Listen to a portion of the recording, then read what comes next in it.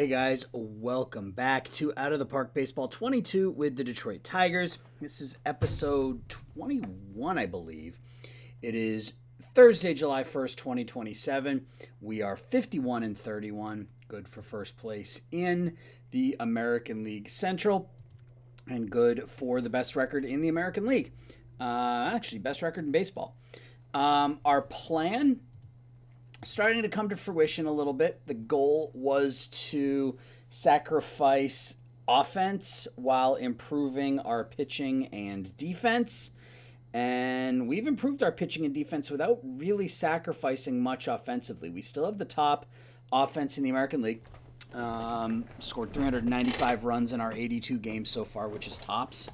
And our pitching staff, at least our starters, have been very, very good. The bullpen, it's had its moments. It's only ninth, but our starters ERA is good for second or fourth in runs against.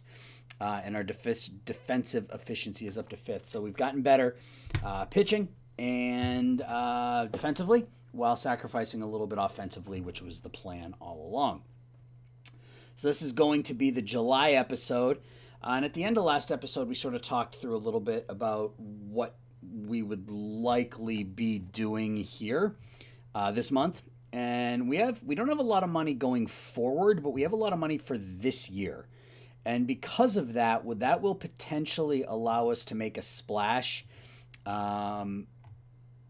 trade-wise. And I think sort of the decisions that we came to are looking for a left fielder who can potentially out-hit and clearly outfield Jeff McNeil. If we can find, I'm thinking this is a really bad example given what he's currently going through, or currently what he did to himself, I guess. But someone like Marcell Ozuna, that type of bat, not necessarily him, but that type of bat, type of glove, type of player. We have the money to do it.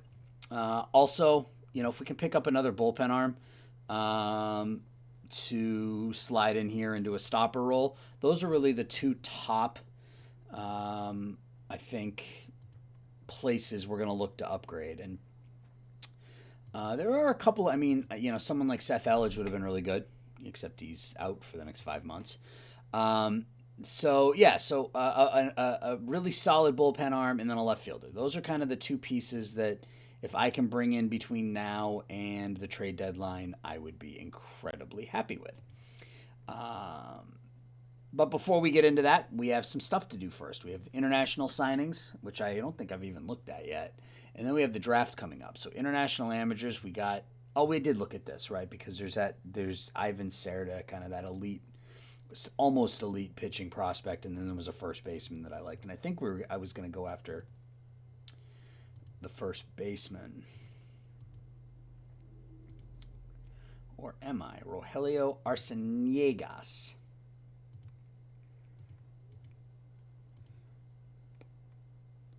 You can never have too many pitching prospects, but I don't know if this guy is...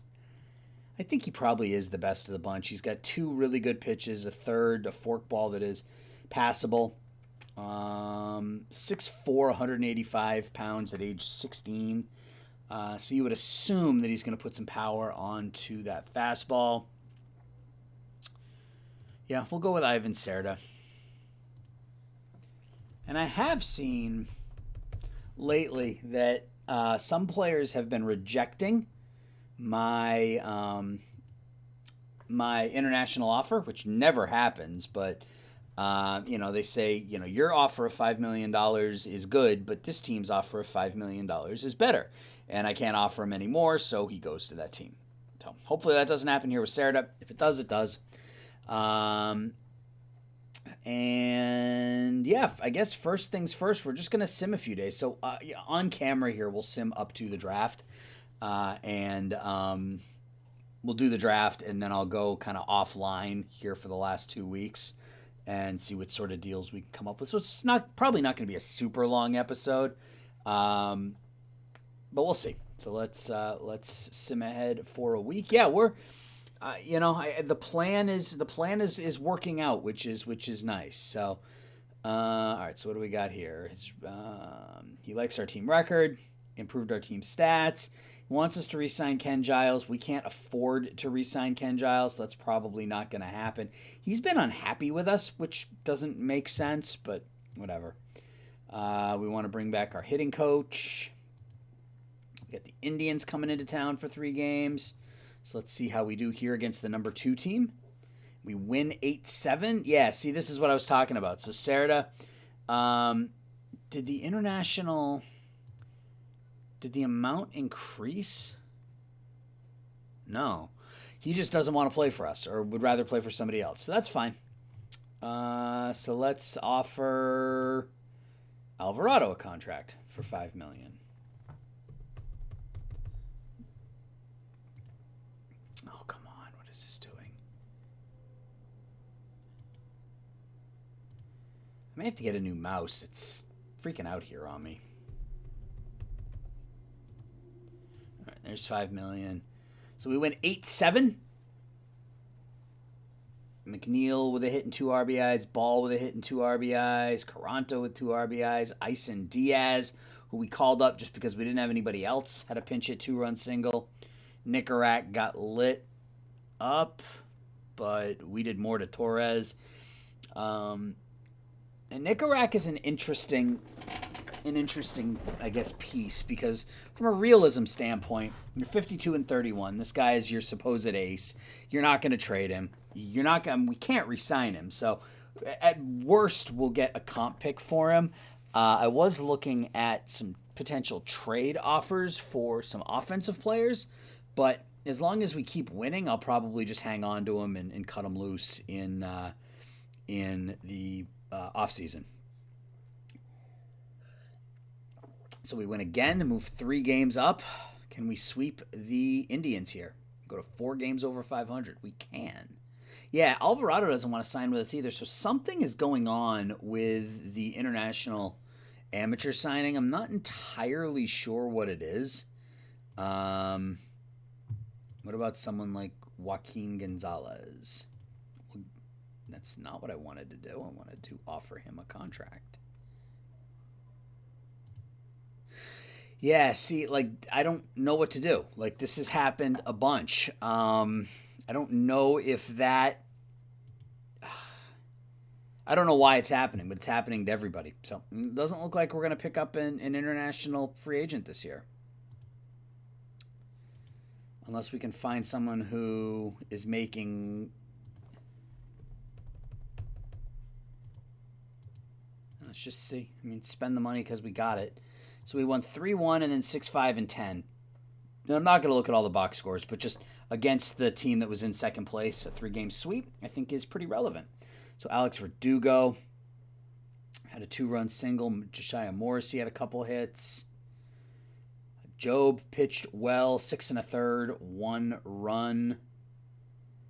Abel gets the win. Giles gets the save. And then in the final game, we win 6-5. 4 for 5 for Keston Hiura. 2 hits for Lou, 2 hits for McNeil, 2 hits for Collins, including a home run. Sanders went 7 1/3, gets the hard luck no decision as Stefan came in and blew the save. But we win 3 in a row. So that puts us 4 games up now in the Central. So let's get up to the first-year player draft here. So we had Houston coming in for 3, the second-place Astros, another win. All these players signed with other teams. Okay. I just want to keep looking. I say I don't want to look at all the box scores, and then I look at all the box scores. Alex Verdugo has been just phenomenal at the top of our lineup. A 927 OPS, 13 home runs. Really doing a great job. Grayson Rodriguez moves to 9-3. 4-game lead, 55 and 32 now. Good stretch of baseball here for us. Up to 5.5 games up now. We lose to the Royals. The Royals, man, they are going to be a thorn in our side. Swept us out of the postseason last year. Look at this game. We were down 1-0 going into the ninth. Scored 4 runs in the ninth. Hitting an RBI for Meyer. 3 for 4 for Verdugo. 2 for 5 with 2 RBIs for Keston Hiura. Rodriguez pitched really well. and we get the win. So excellent. So it is the 11th. We are 58 and 33, which is 5.5 games up. We're going to get Andy Taylor back in 8 weeks, so that'll be a nice pickup in the middle of September for us. Archie Bradley is back in 6 weeks as well, so we'll get him back right at the end of August. So we'll get a couple of bullpen pieces right at the end of the year, which could help us. We'll get Mike Beal back as well. So we got 3 bullpen arms on their way back here over the next few weeks.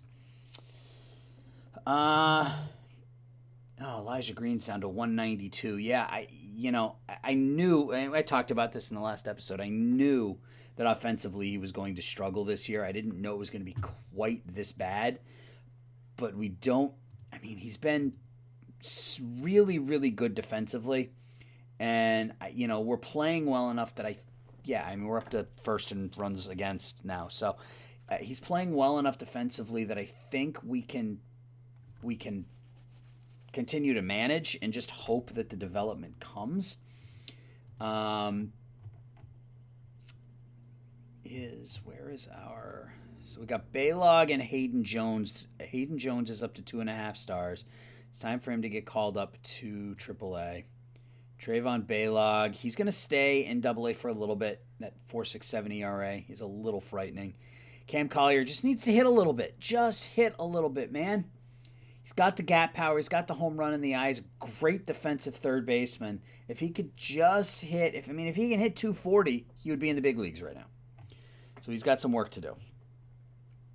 Zarate made his first start in high A ball, went 6. Cool, so he's not that far away. Yeah, Hayden Jones is likely to be up next season. We have a ton of high-end young pitching depth between Baylog and Hased and Jones and Takelet. So, I'm comfortable moving on from Nicorak next season and getting that comp pick. It also means we could potentially move on for someone like Will Sanders. His development seems to have stagnated. That may have been my fault. I may have called him up a little early. I don't know. He had 3.7 WAR last year. It's not like he was terrible. But all right, so before we get to the draft, let's just quickly look and see if the trade block has changed at all. And it has. So you got a couple new additions on here. You got Edwin Diaz with Kansas City. Edouard Colina, ground ball pitcher with Houston. He might be somebody we target. Kansas City's got 2 of their bullpen arms on the trade block. That's interesting. Okay. What about batters? Yep. There we go. So we got Austin Hayes and Parker Meadows. And Austin Hayes is somebody that I was looking at sort of offline. He would kind of fit that role perfectly. He's great defensively. Has put up just great seasons. Look at his 2023 season. He hit 50 home runs.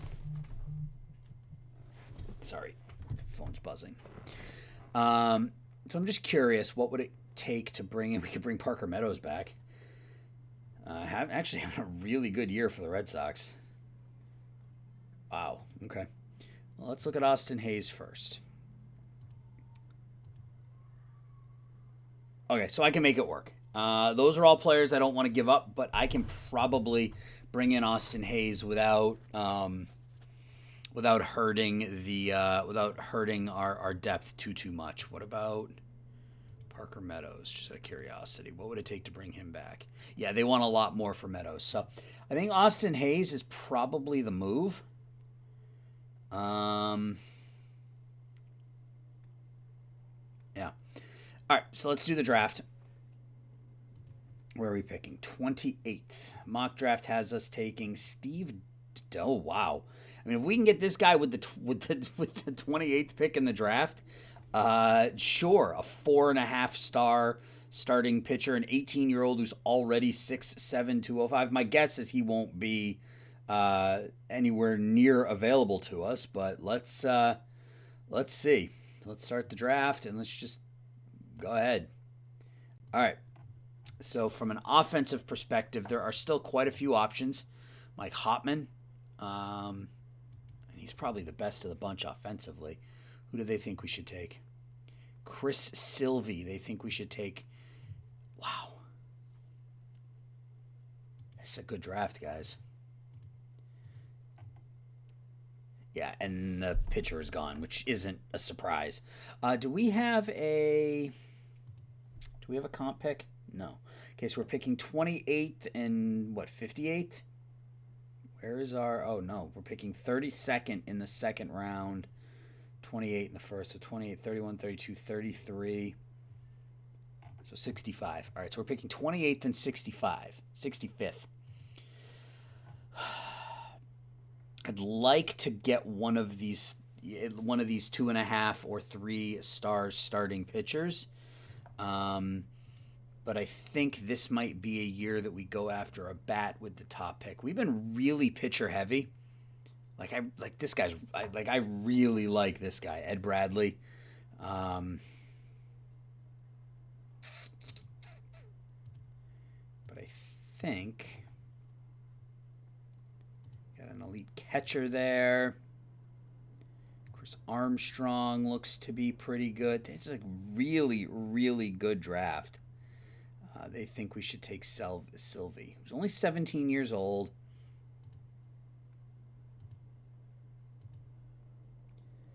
He's cheap. Plenty of time to develop the bat. I think I'm okay with that. Jonathan Nolan. There are a lot of good players in this draft. All right, we're going to take Chris Silvey. I like that pick. Normally, I don't just default to what the scouts say. Or, no, Chris Armstrong's 22. Yeah, so we're going to go with Silvey at 17. Let's go to our next pick. And let's go to the pitchers and see if any of those pitchers are still available. So we do still have a couple. Ed Bradley's still there. Fantastic. So that will likely be our second pick. Yep. Ed Bradley, come on down. So we're taking a couple of high school players in the first 2 rounds, but that's okay. Mike O'Grady, another really solid pitcher, goes to U of I. That's where my daughter graduated from. 3 really good pitches. Another high school player or high school prospect. We're kind of running out of hitting prospects here, but he's impossible.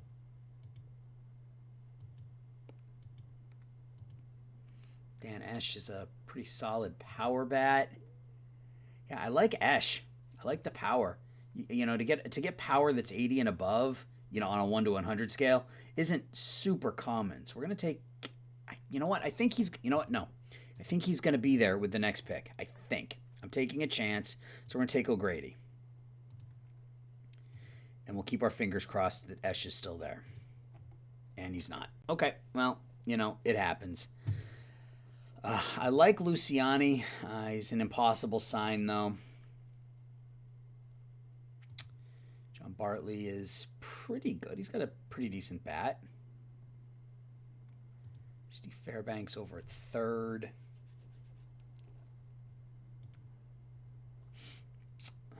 Ernie Gray. He's basically the same player. Butch Hart. Looks to be a... Oops. Didn't mean to click off that. Looks to be a left fielder. Good speed. Good bat at the University of Hawaii. He's probably going to be a left fielder, but good speed, good contact. If his power develops, he's a pretty good player. So we're going to take Butch Hart. Let's go back to pitchers. There was one relief pitcher in there, and he's still there. Dave Rayburn. He's actually not that good. That movement's terrible. He's not a starter. Okay, so there are no pitchers left, or at least none that I would actively go out of my way to draft. So if we go to all players and then batting potential.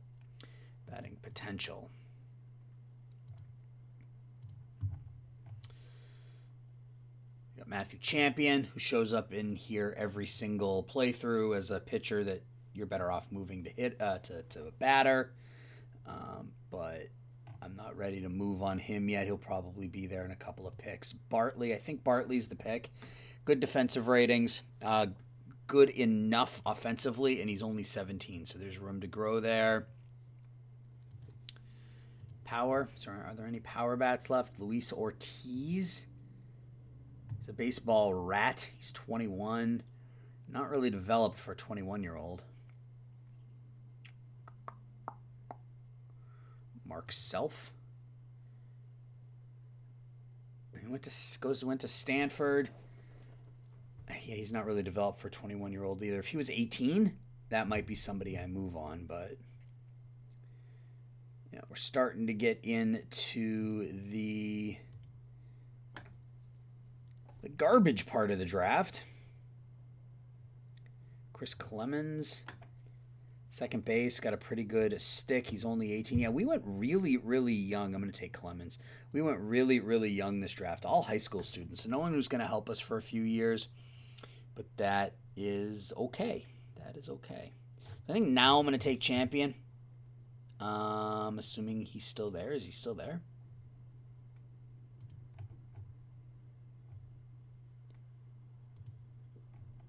Yeah, there he is. So we'll take Champion.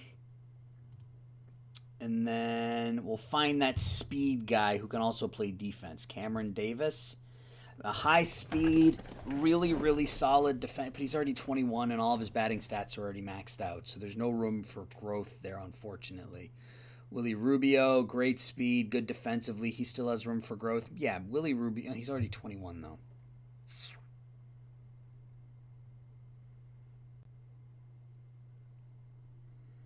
I mean, I don't want to get too caught up in this. I mean, this player is likely to end up being no good, but Josh Del Rio, I like him. He's got good speed, good outfield range, can play a lot of different positions. Maybe he will develop. He'll get a random talent bump and he will develop. So let's go ahead and autocomplete.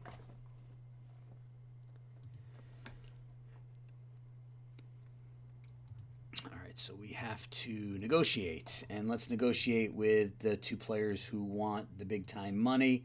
So this made sense. So we went over slot with Ed Bradley and Mike O'Grady, but went significantly under slot with Chris Sylvie. They're all young, with the exception of Butch Hart. They're all high school students. So it's going to be a while before they are ready to come up. But yeah, I really like Sylvie. He's probably a left fielder with those ratings, but he is only 17. So, I mean, the development could come. Ed Bradley, frankly, I'm shocked he was there in the second round. Thrilled that he was there in the second round, but shocked nonetheless. So great movement, good control, good stuff.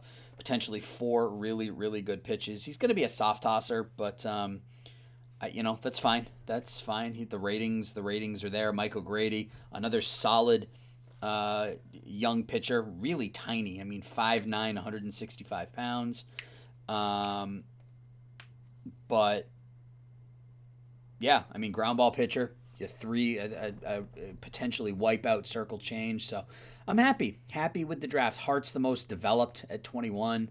Again, probably a left fielder / DH type. What are his infield ratings? Yeah, his infield ratings are no good.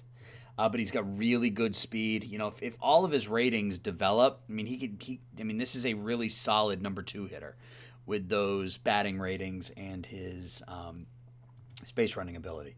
And then Bartley, again, a 17-year-old, but pretty good ratings for a 17-year-old. So, I'm happy with our draft. I am happy with our draft. We do need to come in here though and find Champion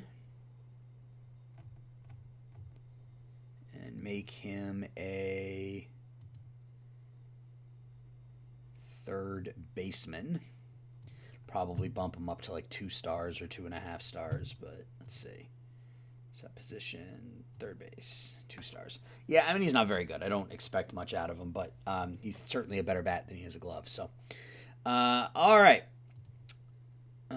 All-Star game. So let's see who made it. Emerson Hancock makes the All-Star game for us, as does Mick Abel.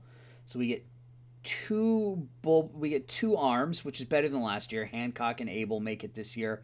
Offensively, Lou makes it. No surprise there, even though his numbers aren't quite what they have been.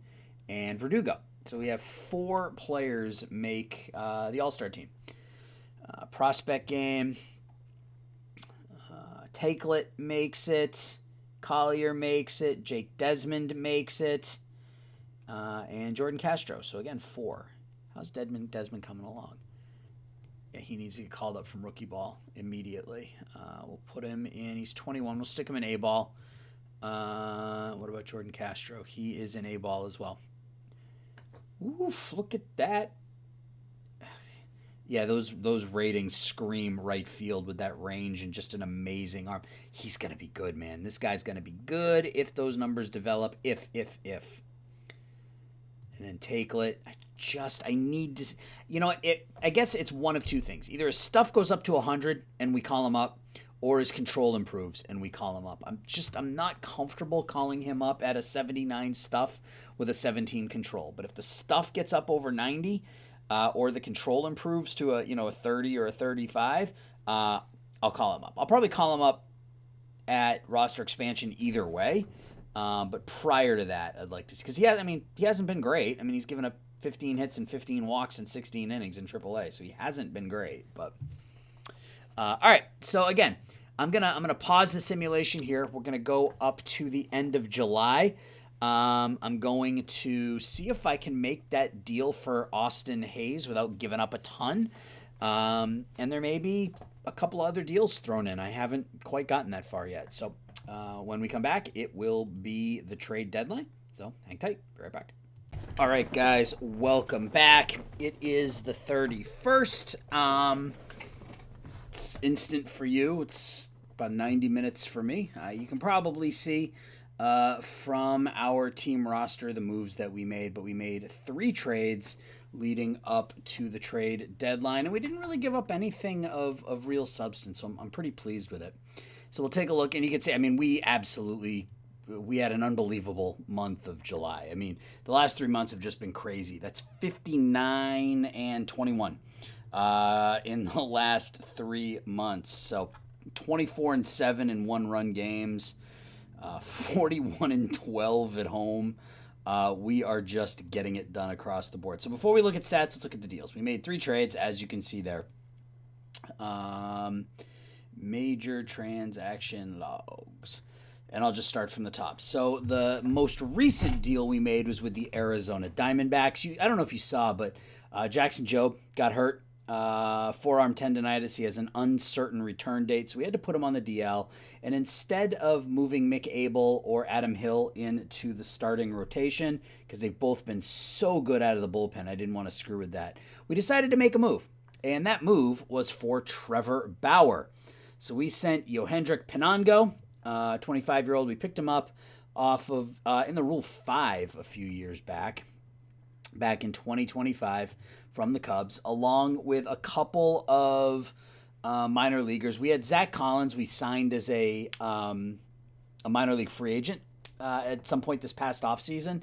He had spent the year in AAA for us, where he was hitting 208. But he was depth in case one of our catchers got hurt. So now, if one of our catchers gets hurt, we don't have a lot of depth. But we traded Zach Collins, Yohendrick Pinango, and just a 1-star. They really, really liked this guy for some reason. Well, I guess OSA likes him more, so that's probably why. But Bobby Nabosny to the Arizona Diamondbacks for Trevor Bauer. And he didn't pitch well in his first game with us. You can see 4 innings, 7 hits, 6 runs. He walked 4. He struck out 5.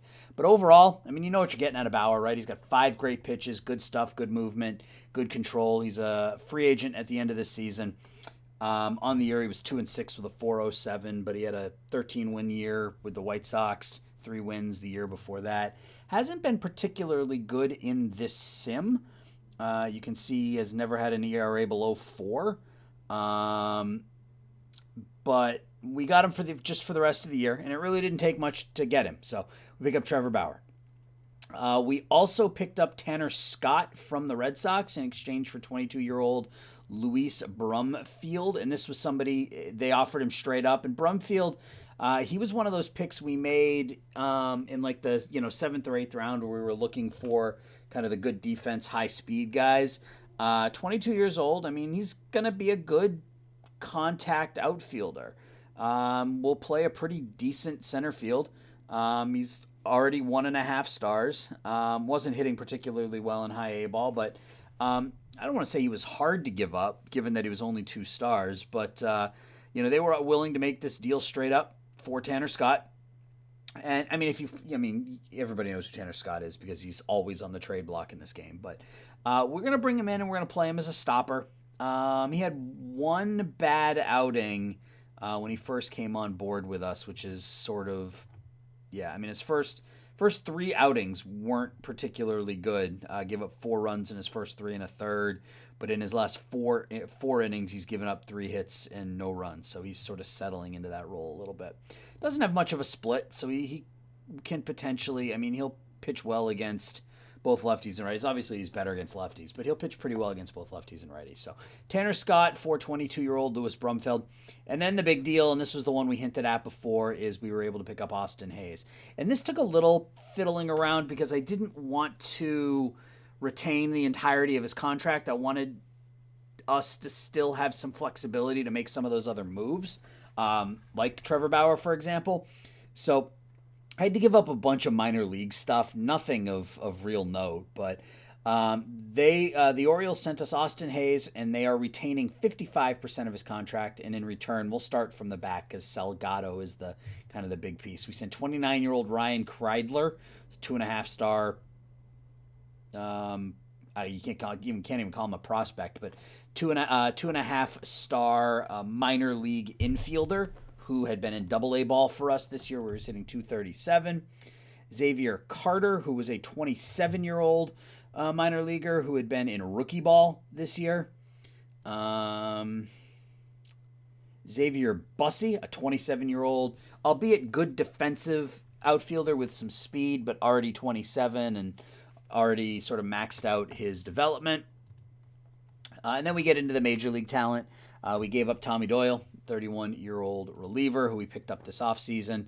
This past offseason from Colorado. He had been okay for us, 50 innings. Actually, no, he hadn't. Negative .5 WAR, so we sent him to the Orioles. And Kenny Salgado, who was sort of the big piece of this one, flame-throwing 23-year-old, can bring it 98 to 100. He's a fly ball pitcher. I just thought a fly ball pitcher with that movement wasn't going to work for us. He had been in AAA, where he actually had pitched pretty well, not striking out a ton of batters considering his stuff and his velocity, but we move him as the big piece to the Orioles, and in exchange we get Austin Hays, who we're likely not to re-sign him after this season because he's probably looking for a ton of money. Yeah, $20 million. But so far, so good. In 14 games with us, 327, 351, 673, 5 home runs. He's knocked in 12 in 14 games. Good for almost a full WAR already in just 14 games. So 3 trades to improve the lineup, to improve the bullpen, and to improve the starting rotation. So that being said, again, we are 71-36. We now have a 12-game lead. When this month started, we had a 1-game lead over the Cleveland Indians. It is now 12. And we are running away once again with the AL Central.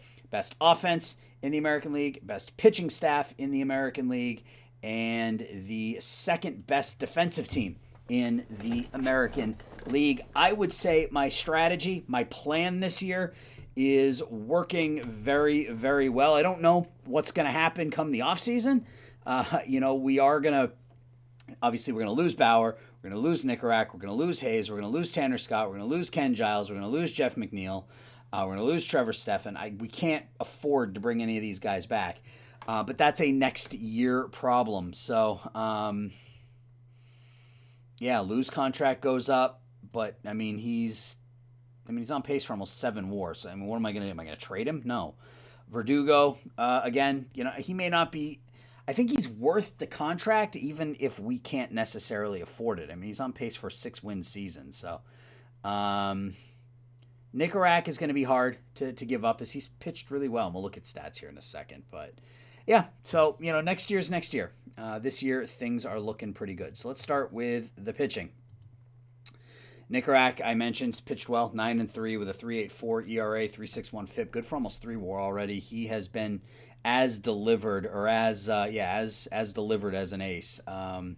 9-3, 131 innings, 113 hits, only 11 home runs, 111 strikeouts. Not striking out a ton of batters, but again, with our defense as good as it is, he doesn't need to strike everybody out. He can put the ball on the ground and let his defense do their thing. Emerson Hancock having another nice year for us. He's only 6-5, so he's only on pace to win 9 games this year, but still on pace for 3 wins, almost 200 innings pitched. So again, I don't know that he's worth this contract, and that may be something we address in the offseason, but for now, he's in good shape where he is. Jake Eder's been phenomenal out of the pen for us. 64 strikeouts in 39 innings, has yet to give up a home run. Good for almost 2 WAR as a middle reliever, so he's been terrific. Eder, Abel, and Giles have just been outstanding. Mick Abel as a bullpen arm he's figured it out. He's on pace for more WAR this year in 89 innings than he produced in 165 a year ago, striking out almost 3 batters an inning more than he struck out last year, giving up almost a full walk less, giving up almost a home run less. He's cut his whip down by 30%. He's been great as a bullpen piece. I was concerned about his ratings. If you remember at the beginning of the year, I noticed a pretty significant drop in his ratings, but as a bullpen arm, he's been fantastic. Ken Giles, I hate to give him up. This was one of the best contracts we signed as the GM of the Tigers. 3 years, $12 million, $4 million a year for a pitcher who has given us, so far through 2.5 years, 7 WAR. 7 WAR in 2.5 seasons. That, if you use, 10 million per WAR, which is sort of a rough estimate, we paid him 12. He was worth 70. So this was a pretty good deal. It's going to be a shame to see him leave next year, but he's continuing to get it done. Striking out 12.5, only walking 1.8 per 9. He's been elite as our closer. Grayson Rodriguez, we signed him long-term last episode. Was it 4 years or 3 years, $30 million? That's not going to be all that cost prohibitive just because it's only 3 years. But if he keeps putting up 2 WAR, 2 to 2.5 WAR per year, we'll be fine with it. He's 21-4, and I know you can't put a lot of stock in pitcher wins, but when someone's 21-4 in 38 starts with a sub-4 ERA, they're doing something right. So in 38 starts for us, he's 21-4 with an ERA of about 3.75, 3.8, somewhere right in there. Good for 3 WAR. He's pitched 220 innings, given up less than 210 hits. He's been really good. And we got him for, I think, next to nothing, didn't we? What did we get? Oh, that was the Skubal deal, right. Who's no longer with Baltimore. We gave up Clow, who's not doing anything. Bauer retired. Matt Manning is down to 2 stars. Yeah, so I would say that was a good deal for us. Trevor Stephan has been good in bullpen and out of the pen. He's 9-2. He's won 9 games out of the pen for us. 45 strikeouts in 35 innings. He's been pretty good. Good for a WAR. Good for a win. We talked about Bauer in his first start. I suspect he'll be fine, but it'll be between him and Sanders once we get Joe back. As you can see, Sanders' ERA is kind of shot up here a bit. So it'll be between Bauer and Sanders down the stretch for that last postseason spot. Adam Hill continues to pitch really well for us. We got him from Seattle a couple of years back, and he's been great as a swing role. You can see he's made 21. So his one start this year, he pitched 7 1/3 innings or something. You look at his game log. Yeah, right here. This was his one start of the year. 7 innings, 6 hits, 2 runs, 5 Ks. So he's been really good in a swing role for us. Glad we have him. Sanders has not been good this year. His FIP and his ERA are basically identical. He's walking, I think he's walking too many people based on how many he's striking out. He's also given up way too many home runs. 20 home runs in 109 innings. De Los Santos and Sproat hasn't pitched much, but ERA-wise, they're both fine. Sproat's striking some guys out. De Los Santos isn't really a strikeout pitcher. He'll likely be gone next season as his ARB number jumps up. But he's replaceable, easily replaceable. And then Tanner Scott is now our stopper. So, yeah, our pitching staff has looked pretty sharp. Let's look at defense first. So defensively, just do zone rating. It's been good. I mean, McNeil hasn't been good, but we have sort of fixed that by putting Austin Hayes out and left. Cartaya has been negative zone rating. Ball and Verdugo surprisingly is negative as a negative zone rating. But I mean, look at our infield defense, guys. Morrissey, Lou, Caranto, Meyer are all positive. Elijah Green is. I mean, I'm glad we stuck with him. If he hits 200 this year, I don't care. But that defense has been exactly as advertised. So just shy of Morrissey, same with him at second base. And Lou has had a really nice year at third base. Batting stats, Lou at 4.5 WAR. Numbers are starting to creep up. I don't think he's going to end up with the same year he had last year where he hit 345. Well, he's not. But, again, I said this at the beginning of the year. Even if he ends up with numbers year over year that are comparable to his rookie season and he doesn't hit over 300, obviously there's a ton of value and he is the staple of our lineup. So perfectly content there. Alex Verdugo, I've talked about him a couple of times in this episode already. He's been great, over a 900 OPS. Meyer, again, it took a step back compared to last season, but he's been fine. I mean, he's on pace for 35 doubles, 18 home runs, 74 runs knocked in, and 4.2 WAR out of your 24-year-old starting shortstop. I mean, you're not going to complain about that. Do I wish he was hitting closer to what he did last year? Of course, but I will take what we're getting out of him. Keston Hiura has been really good at first base. I don't know that we're going to pick up his option next year. That $6 million is something that we need to strongly consider, because that's a lot of money for a team like us. But he's played well. I mean, he's on pace for 4 wins, 90 RBIs, 40 doubles, and he's captain. Morrissey, his offense has picked up. He's still below average, but good for 2 WAR overall. He's got, 29 extra base hits, team leading 5 triples. But again, he's more about his defense, and he's been fine there. McNeil's probably not happy. Actually, he's fine.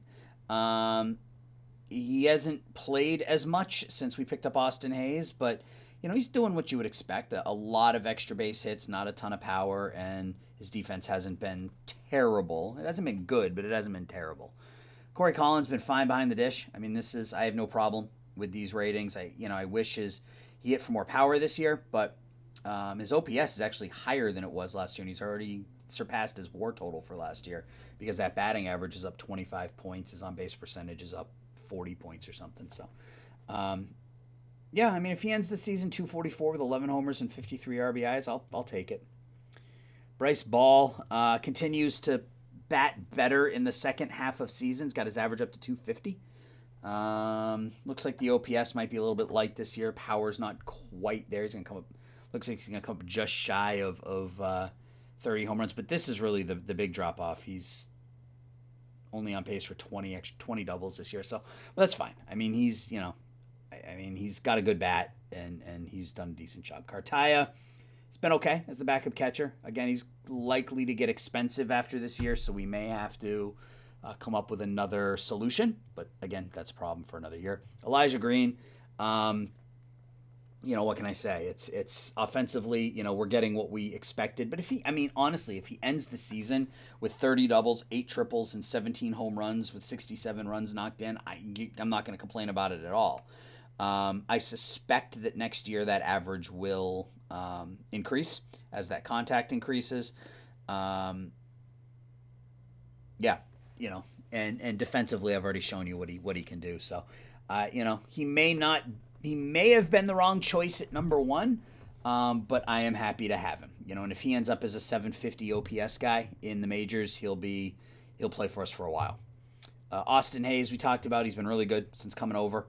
1.024 OPS. He'll just continue to play every day in left field. Kai Caranto's not hitting, but again, we don't have him up here for his bat. He's up here for his glove, and he's been above average at 3 different positions, so perfect. And then Braylon Bishop just hasn't played much. So that is where we are offensively and with regards to our pitching. Do we want to move anybody around? We called Hayden Jones up to AAA, and he's been really good. 3 starts. He's only struck out 7 in those 3 starts. So, I mean, he'll spend the rest of the season in AAA. He doesn't want to be there, but that's fine. Beal is back. He's on an injury rehab. We'll call him up probably right at roster expansion. Takelet. Again, he's still walking too many guys to be called up, so he's got to get a handle on that before we can call him up.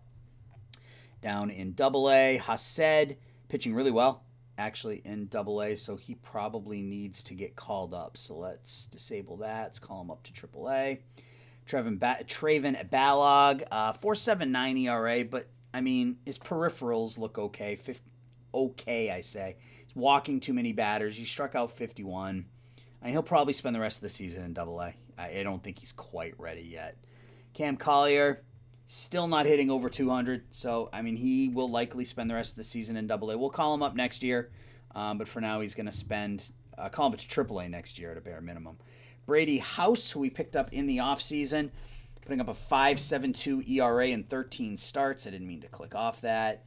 And he's hitting 212. So, yeah, he'll stay in AA. And again, if he ends up not developing, that's fine, but he's a good defensive third baseman who has some power, and he's only 24, so people like that, you're going to give him time to improve. Zarate, 3-0 in 5 starts. He's doing really, really well in high A. In fact, it might be time to move him. Let's see how he handles AA.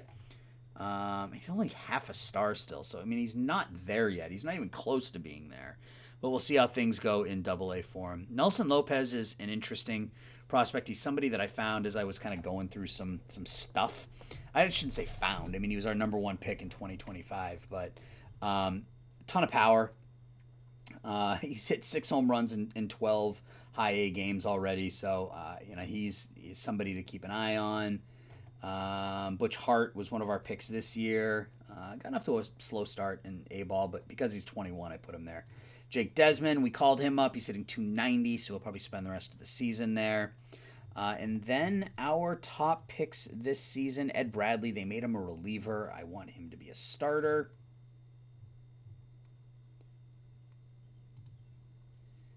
What are we doing here? What is going on? Okay.